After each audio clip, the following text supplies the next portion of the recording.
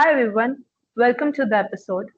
Today's topic is particularly relevant for founders and technology entrepreneurs, which is how do you scale a SaaS company from startup stage to global growth?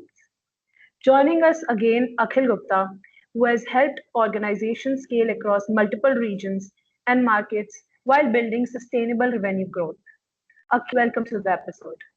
Thank you, Gunika. Excited to be here. Great. Starting with the question, when we see founders think about scaling, they often come across hiring more people and raising more money. What does scaling actually mean? I think it's a great question, Gunika, because in today's world, many founders they associate growth by simply adding like headcount, increasing market spend, or raising larger funding rounds. But true scaling is much deeper than that. The scaling is ability to grow revenues faster than the costs of the company. But a lot of companies, they don't worry about the cost, but they try to grow the revenue. And in the end, it is not scaling from my perspective.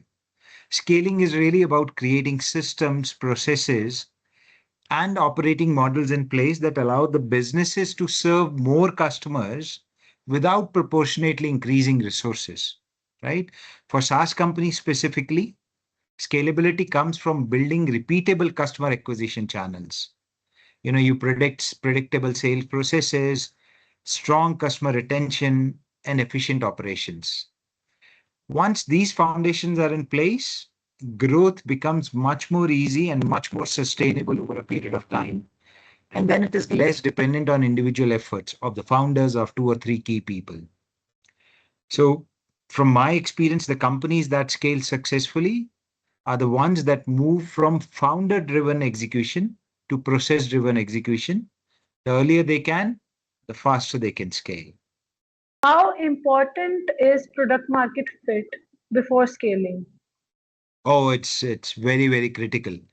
In fact, I think product market fit, it comes before every major scaling decision. Because if your product is not the right fit in the market, you are going to waste a lot of amount of money, whether it's investors' money or your own money.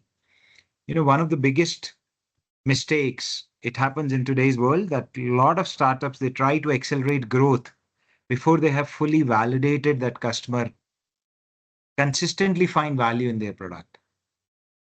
Customers, they come and go, they don't stay, they renew, they refer others, unless until the customers are clearly benefiting from the solution. Increasing sales and marketing spend will just accelerate problems rather than growth. Product market fit generally means that customers are interested in your solution and they have found a need for it and they're willing to pay for it. If that happens, there is a stronger retention, better customer feedback, shorter sales cycle, and referrals, which really helps scaling up the company. Once you achieve that, where customers are really able to see a value in your product, scaling is much easier. It is just like repeating that process again and again, n number of times, because it is already working. But if you don't have a product market fit, you are just exaggerating your problems rather than scaling up. We see that you have worked across many international markets. So, can you tell what should companies know before expanding globally? Global expansions are exciting. It's a very exciting thing to do when you expand your company across the international market. But it is generally more complex than what founders initially expect. One of the biggest thing which I have seen is companies are successful in their domestic market. And what they try to do is they try to replicate that strategy in an international market. But most of the times that is not true because every market has their own specifics, different customer expectations, different buying behaviors, different regulatory requirements, competitive dynamics, and pricing sensitivities. The key to maintain a consistent value proposition uh, is very important that you have a vision which is successful in your domestic market, When you take it international, you localize the execution of your strategy, meaning you take into account the local dynamics where you're trying to expand.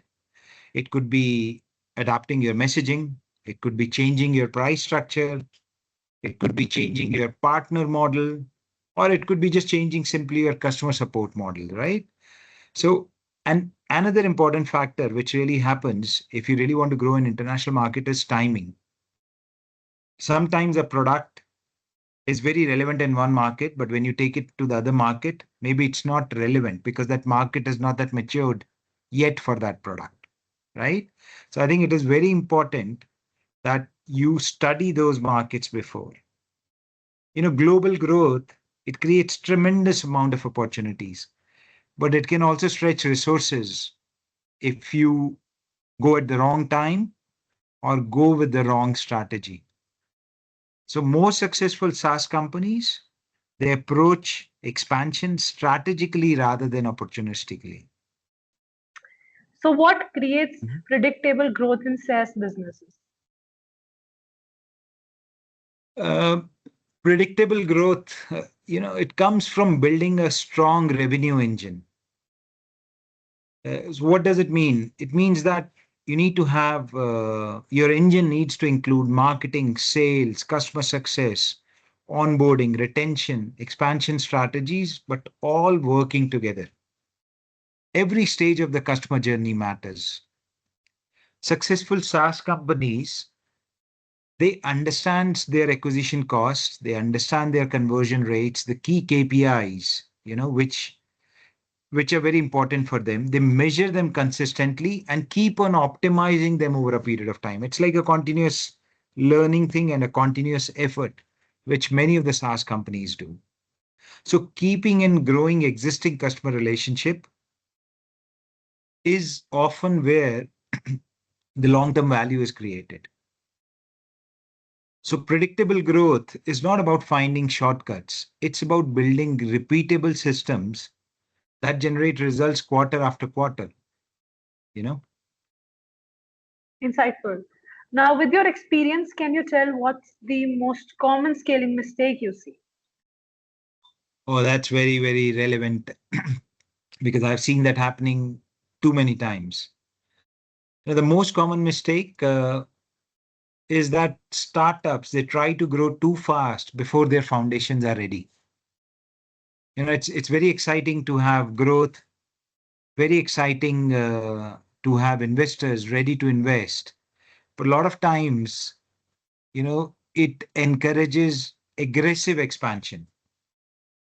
But sustainable growth, it needs discipline. Companies need strong processes, operational maturity, customer success capabilities, leadership structure before they scale aggressively. I'm not saying scaling aggressively is not good, but I think, as people say, you need to be able to walk before you can run. So the same thing applies to businesses. So a lot of startups I've seen, they make big teams, but the role and relationships are not defined yet. They enter multiple markets, but they don't have a clear vision. What all it does is it increases significantly the spending they're doing, and but they don't have a repeatable business model. So the people gets lost and it just creates inefficiencies all over the company. And then the growth becomes really, really hard to achieve. So if you ask me for my advice, it is simple. Focus on customer success, retention, and operational excellence first. Once those fundamentals are strong, growth is much more sustainable and much less risky. Thank you, Akhil, for sharing your experiences. We see that you have given such a valuable discussion for every SaaS founder looking to scale sustainably. And thank you, everyone, for joining us. Until next time, keep it to the point. Thank you very much, Kanika. Pleasure. It was a pleasure.